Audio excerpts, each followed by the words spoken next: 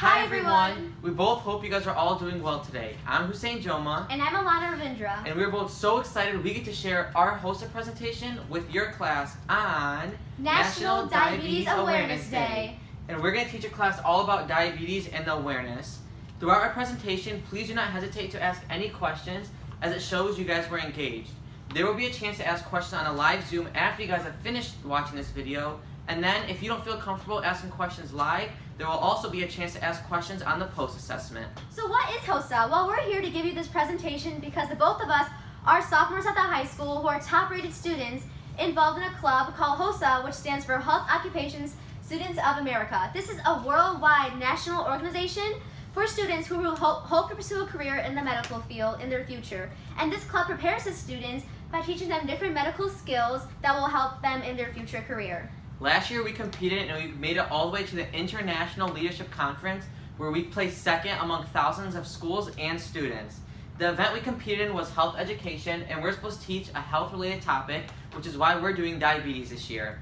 In the future, I'm hoping to become a pediatric endocrinologist, which is a doctor that studies diabetes. And I'm hoping to become some type of surgeon. Are any of you guys hoping to go into the medical field in your future? Okay, so throughout our presentation, please make sure to pay close attention to what we're saying, because we'll be asking our questions that you have to answer on the ed puzzle throughout it. And also, we want to show the judges how much you guys have improved from the pre-test to the post-test. We'll be covering all the information from the pre-test, so you guys will have no problem at all on the post-test. We'll be showing our Google Slide presentation, asking questions that you'll answer on the ed puzzle. We'll show you live demonstrations, have you watch videos over diabetics telling about their experience with diabetes. You guys will do an online activity with a quizzes review, and then you'll do a post-assessment at the end. In this presentation, we're going to be covering what diabetes is, what type 1 and type 2 are, how to get glucose and insulin, how they work in your body, the cause of diabetes and symptoms of diabetes. You'll also learn how to care for it, what to do when your blood sugar is either too high, too low, how to tell if it's either too high or too low, what health complications of diabetes can lead to, the importance of carbohydrates, what to look for in a food label, how to test your blood sugar, how to prevent diabetes, and what you can do to help others. So you may be wondering, why are we teaching you today about diabetes? Well, many people your age and of all ages can be diabetic, and you guys can all be diagnosed with diabetes. And we want to inform you and show you and teach you all about the condition. It is so important to learn about diabetes because it's not just someone who is sick or ill. We want you to be aware so you are educated over it and you can help others. There are so much parts of diabetes, such as how to find out someone has it, and what you can do to help them, and that can really save someone's life by gaining that knowledge. So based on your knowledge, what do you know about diabetes? So, do you think someone gets diabetes from eating sugar? If you said yes, that is false. Diabetes is not caused by sugar, and eating too much sugar does not put you at the risk of getting diabetes. So many people view diabetics as people who are sick or ill and having a medical condition because they ate too much sugar, which is why we're here to teach you guys that it's not all from the sugar, and all you're hearing about that is just myths. By the end of our lesson, you'll be able to answer that question and you will have gained lots of new knowledge. What is diabetes? Diabetes is a disease that occurs when the blood glucose, also known as sugar, is too high, and it affects how your body processes food to use as energy and take in sugar. Your body fails to make energy because your blood sugar is too high, like I said, and this is a very serious condition. You need glucose to keep on functioning, and you get it from the sugars you eat naturally, like in fruits, vegetables, and basically anything you eat. The food you eat is broken down into sugar, also known as glucose, and it's released into your bloodstream. The sugar is now in your blood, so when the blood is filled with sugar, it'll signal your pancreas to produce insulin, lowering your blood sugar. Your pancreas produces insulin, which helps get the blood sugar from your blood into the body cells, which balances your blood sugar, which gives you the energy that you need. So, the insulin is taken into your body cells. So as a diabetic, your body either can't make insulin, or the insulin just doesn't work in your body like it should. The glucose, which is your sugar, can't get into your cells normally because it's being trapped inside your blood, making your blood sugar high. Not enough insulin, which is the job of taking that sugar and putting it to your cells, and not enough insulin causes too much storage of that sugar in your blood, which is causing sickness for diabetics, which means they need treatment. If you're a diabetic, your body just doesn't make enough insulin to balance the blood sugar in your blood to make them go to the cells. There are two main types of diabetes known as type 1 and type 2. They are very easy to distinguish the differences. And there's no cure for either, but they can both be managed. So here's how glucose and insulin work in your body. Here we have a banana which has carbs. It will go and you consume it. And then after that, the carbs will move down your blood and all the carbs get transformed into glucose.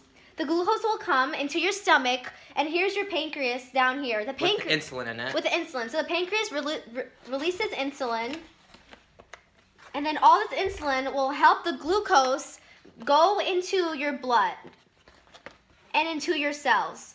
So the insulin is what's helping to push all that glucose down into your cells. Or not, it will just stay in your stomach and in your blood. And this helps maintain blood sugar levels. This is your blood vein, and your stomach and your pancreas. Glucose is stored in your stomach, and the insulin is stored in your pancreas. The glucose from your stomach is spread out in your vein, blood vein, once you eat. And then, once this occurs, your pancreas, which has insulin in it, releases the insulin, allowing for the blood sugars from the stomach to maintain good normal levels, which will help manage your diabetes. And it will go to your cells. So the insulin helps it to travel, takes all this glucose and travels it to the cells. Yeah. So it moves it. So this whole system is showing how the insulin and glucose help maintain blood sugars, and they travel through your body. Many of you have probably heard of diabetes at least once in your life, and it's actually more common than you probably think. It's the most chronic disease found in children. Over 1.2 million people have type 1, and over 27 million have type 2. 90% of diabetics have type 2, whereas only 10 have type 1, meaning type 2 is definitely more common. 88 million people have prediabetes, which is the stage classified before you are actually diagnosed as a diabetic. Type 1 is more likely to be found in kids, ages 4 to 16, and it's known as juvenile diabetes as well. And type 2 diabetes is most common in people in the ages 45 to 65 years old. Glucose is sugar, and it is the body's source of fuel and energy in the form of carbohydrates. You get sugar from eating carbohydrates. And whenever we eat, the body breaks down that food into the glucose, known as sugar, and the glucose travels into your blood where it sits in your blood. This is when your pancreas comes in hand, and it produces insulin, which takes all that sugar and moves it to your cells to get energy. Here in this chart, you can see how when a banana is eaten, it has carbs. The carbs are broken down into glucose, and the glucose, the sugar, enters your bloodstream, waiting for the pancreas to work and produce insulin. Carbohydrates are one of the main nutrients in food that give your body fuel and energy. And foods that contain carbohydrates raise your blood sugar because it's sugar, like she stated. Insulin is a hormone created by your pancreas that controls the amount of glucose and sugar in your blood. It takes the sugar from your blood and moves it to your cells. Insulin allows the body to use glucose and sugar as energy, because if it doesn't get to the cells, then you won't have any energy. So no sugar in the cells equals no energy. Diabetics cannot produce insulin, which is why they need to take supplements of insulin to control their blood sugar from getting too high. In a diabetic, the sugar is trapped in their blood. By taking insulin, it moves that sugar from their blood and helps it go to the cells. Without insulin, we know that they wouldn't have energy. Here is a chart just showing some facts about diabetes, and 1.5 million deaths in the world are caused by diabetes, and this is important to know because you can avoid it just by taking proper care and treatment. So what is type 1 diabetes? Type 1 is an autoimmune disease. Autoimmune means where your immune system mistakenly attacks your body and destroys the insulin-making cells.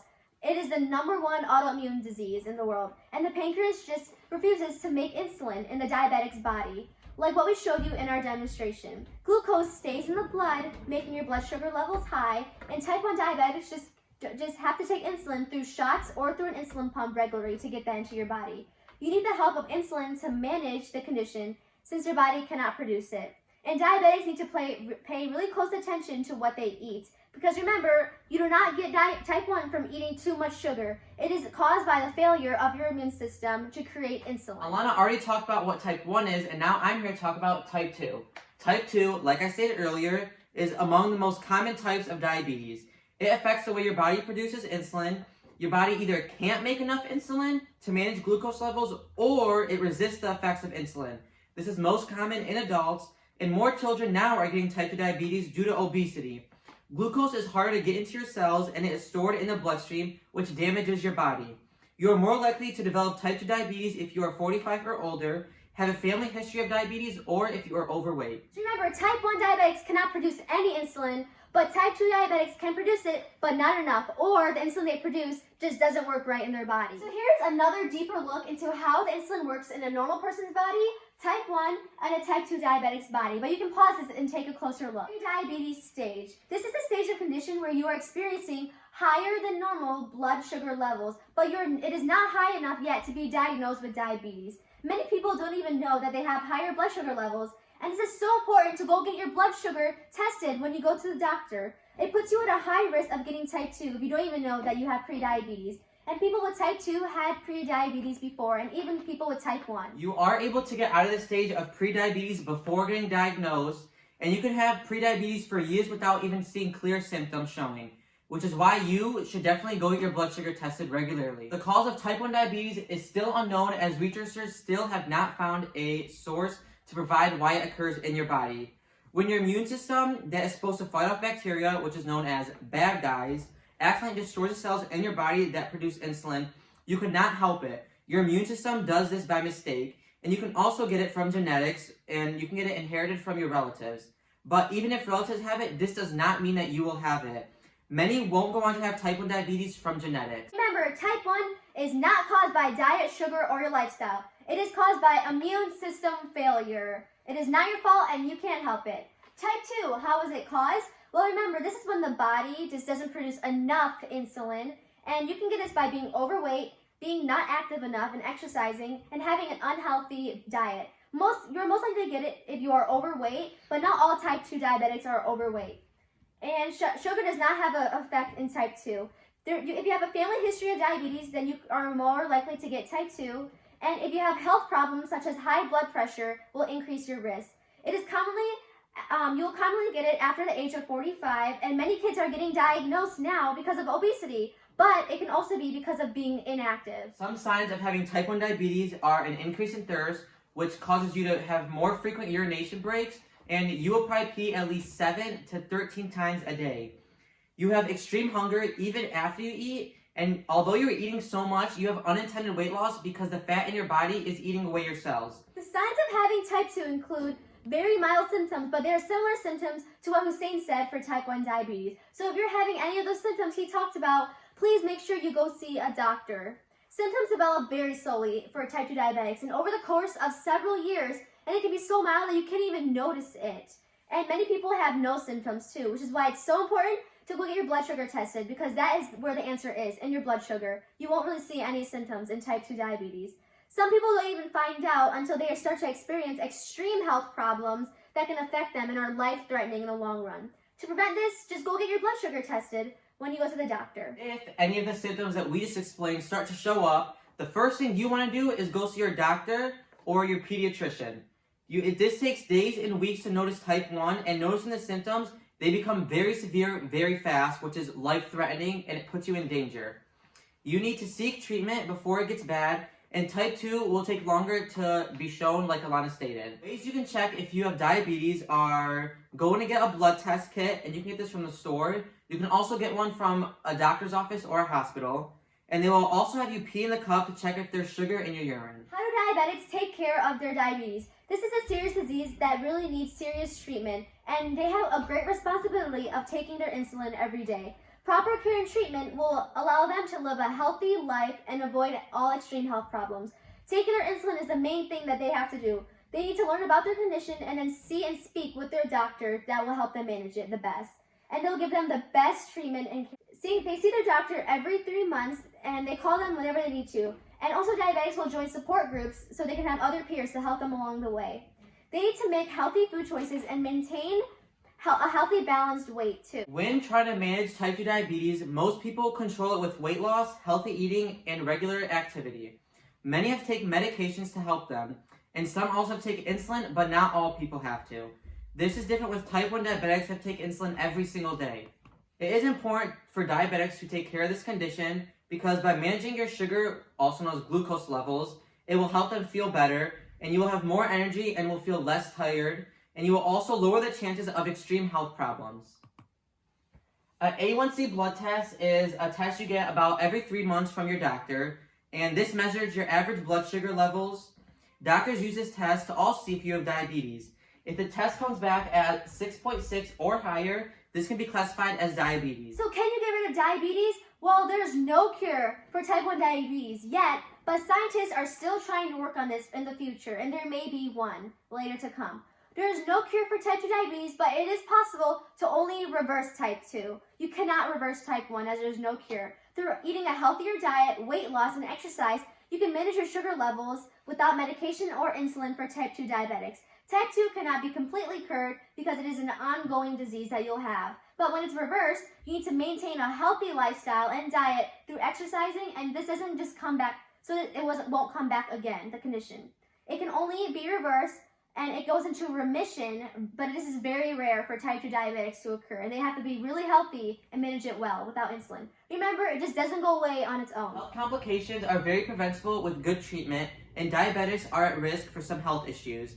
But without treatment, high blood sugar levels can cause severe problems. And these problems could consist of heart disease, high blood pressure, blood vessel disease. You can have a stroke, heart attack, and also sharp chest pain. You can have skin infections, foot problems, hearing problems. You can get Alzheimer's disease, which is also known as destroying your memory. And you can also get kidney disease, which can cause in a person needing dialysis. You can get eye failure and loss of vision, and you are at serious risk of hypoglycemia or hyperglycemia. What happens when a diabetic sugar rises or falls? There are two conditions when this happens, and this is hypoglycemia and hyperglycemia. Just after a meal, your blood sugar will rise. Between meals, after really a long and hard exercise, and after long periods of time without food, and before breakfast when you wake up, obviously your blood sugar levels will be low because you haven't eaten much and you're losing energy. Why checking your blood sugar levels consistently? You can prevent it from falling and rising too much, and it will help you to manage it by checking it all the time. Rises and falls in blood sugar levels change depending on your food, exercise, growth in hormones, illnesses, stress and other emotions, and medication. When you wake up, your sugar will be low. After eating, it will increase in most cases. Hypoglycemia is when your body doesn't have enough sugar to act as fuel in your body. When your blood sugars are lower than what they are supposed to be, and it's so severe that you can pass out, go into a coma, or even die. Hypoglycemia is caused by too much insulin, too much physical activity, and not eating enough foods. Hypoglycemia, you can remember, it lowers your blood sugar. Hypoglycemia. Hypoglycemia is when your blood sugars are low and you need to bring those sugar levels up higher. So you need to drink high sugary foods. Drink and eat high sugary foods. And you need fast-acting carbohydrates, which include... Those include half a cup of soda, half a cup of juice, a whole cup of milk, a few crackers, some fruit snacks, and 5 lifesavers. So those were fast-acting carbohydrates that if diabetics are in that hypoglycemia condition, they need to eat these, which are really sugary, to get those blood sugar levels raised up. And you also can eat 1 tablespoon of honey or maple syrup, 2 tablespoons of raisins, hard candy, jelly beans, and anything with sugar. Do not inject insulin, as this will lower your blood sugar levels. And hypoglycemia, your blood sugars are already lower, so why would you want to lower them even more? And do not give food if this gets too extreme to the stage of unconsciousness, as one may bite your finger off. And that sounds really silly, but it happens. There is a rule known as the 15-15 rule. And this is a treatment method for diabetics for when their blood sugar is low. You eat 15 grams of carbohydrates and wait 15 more minutes after that to see if your blood sugar has risen. And if it hasn't risen within those 15 minutes, you can repeat this process once again, waiting 15 minutes after you've eaten 15 grams of carbs. Hyperglycemia occurs when your sugar levels are too high and your insulin intake is too low for diabetics. This is when too much sugar builds up in your blood and stays in there, and you don't have enough insulin to filter all that out. This can take several days or weeks to develop, and when it gets more extreme, it can be more life-threatening. It is caused by eating too many carbs, which is too much sugar, and you're not taking enough insulin to your cells. And then if you're under lots of stress, this can bring your sugar levels high, and too much or not enough exercise can cause this. It can occur when after you're eating, and you can prevent this by taking the right doses of insulin. You can prevent hyperglycemia by taking insulin when you're supposed to, the right doses, and consume the right types of carbohydrates and control your stress. You may notice someone having hypoglycemia if they have frequent urination breaks, increased thirst, blurred vision, fatigues, headache, fruit-smelling breath, nausea, vomiting, shortness of breath, dry mouth, weakness, confusion, coma, and even abdominal pain. To treat hyperglycemia, you can drink lots of water, and this will remove excess sugar from the blood to be taken into your urine. You want to filter out the sugar by peeing, so make sure to drink lots of water. And you can also take fast-acting insulin, which will help the blood sugars lower even faster. And exercising also helps. Your body demands for energy from glucose, which makes the glucose go from the blood to the cells. You also want to make sure you're eating less food and carbohydrates, as those will increase your blood sugar. You may also need to change your insulin dosage, and you need to talk to your endocrinologist for that. You can learn the difference between hyperglycemia and hypoglycemia with the word hyper. When you have a lot of sugar, you are hyper, and this is hyperglycemia. So if your blood sugars are high for long periods of time and you're diabetic, this is known as hyperglycemia because you're all active and energetic. When your blood sugars are low, this is hypoglycemia. So hyperglycemia, you will want to increase your insulin because you have so much sugar being trapped in your blood. The insulin will have to take out that sugar. And hypoglycemia, you want to lower your insulin intake or not take any at all, so that because insulin filters out the blood sugar to the cells, and too much of that sugar is being filtered out to your cells, leaving none in your blood. And there are ways to prevent your blood sugar from getting too high or too low, so make sure you always just keep an eye on your blood sugar levels for diabetics. Diabetics complete different tasks each and every day, and they are probably the most responsible people you'll ever meet because they have huge responsibilities to meet their treatment and manage their condition. They have to check their blood sugar levels regularly, make sure to count their carbohydrates and sugar in their food every single meal, no matter what they put in their mouth. So if you're just like wanting a snack and just eat like one fruit snack, they have to measure that. And they also make sure they get the right amount of insulin in their body so the blood sugars don't become too high or too low. So let's talk about diabetics and how they test their blood sugar. The amount of times diabetics check their blood sugar depends on the type they have and their treatment plan, and your doctor will tell you this. They should test their blood sugar at least 4 to 10 times a day. They test it before they eat, before and after they exercise, before they go to bed, during the night, because sometimes your blood sugars will lower, and when they're sick. Some people use CGMs, which are known as continuous glucose meters. This device measures your blood sugar using a sensor inserted under your skin. This transmitter is worn on your body, will send your blood sugar info from the sensor to a smartphone or a device wirelessly. And an alarm will ring when you are experiencing extreme conditions of it rising too high or too low. Your doctor and anyone connected to it with the app can see your information for your sugar levels. To help the monitor stay accurate, you need to do the regular glucose meter checks. Replace the sensor under your skin every 3 to 10 days, and more diabetics are starting to use this because technology has become so much easier for them. And some glucose meters even come with insulin pumps. This is so convenient because it already puts insulin into your body when your sugar levels go to extreme. Another way to check your blood sugar levels, which is most common before you get a continuous glucose monitor, is using a regular glucose meter check. This is where you prick your finger with a lancet, which is also known as a sharp needle, and you put the drop of blood on a testing strip. This strip is placed into your meter to check your glucose level. Whenever you experience extreme sugar level changes, use the finger test. Your doctor will tell you what a good target range that your sugar levels should be at, and diabetics need to keep an eye out for their sugar levels, making sure that they always maintain a certain number, and this is different for every single diabetic. There are now other meters that detect your glucose levels instead of the finger, like using your arm, forearm, thumb, or thigh. They both work fast and give fast, efficient results. It is so important to check your blood sugar because it tells how well your treatment plan is working and how well you are managing it. Based on the information from your sugar levels, you'll know how much insulin you should take, how much you should exercise, the number of snacks or meals you should eat, and the dose of medication you should have.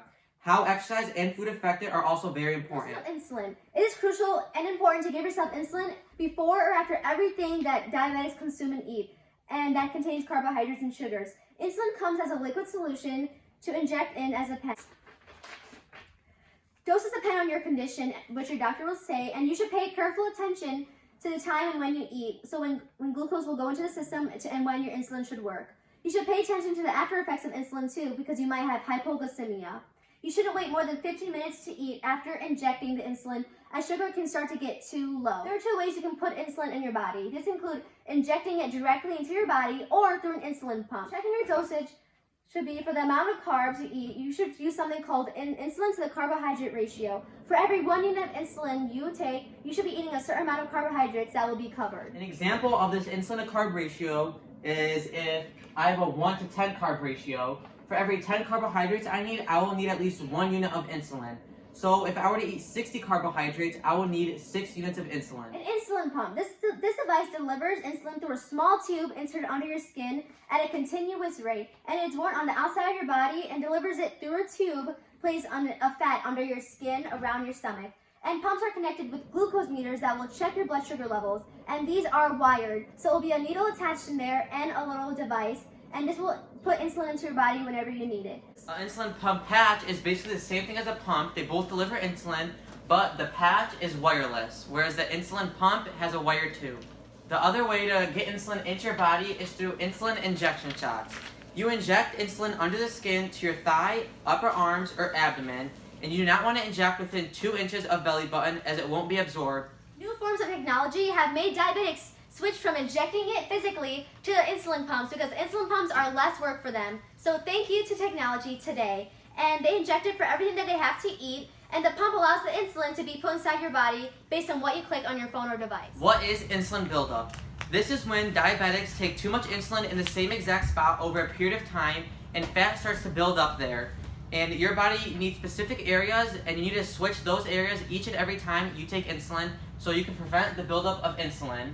And you want to give insulin where abnormal fat is located on your body. So can diabetics eat sugar? There's a popular conception that all diabetics must avoid sugar. And this is not true because they can still eat sweets and they must keep an eye on their sugar.